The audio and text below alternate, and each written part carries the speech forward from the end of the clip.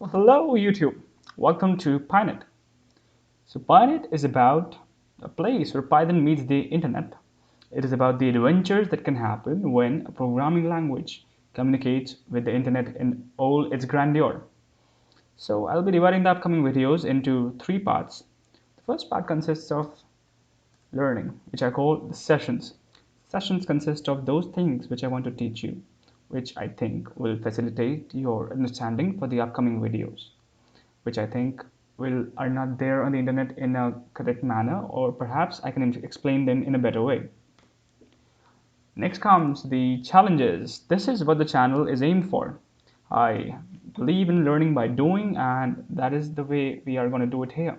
I'll be posting challenges on a good frequency, maybe once a week or maybe once a month, and then after the period is over, I'll be posting the solutions called the excursions.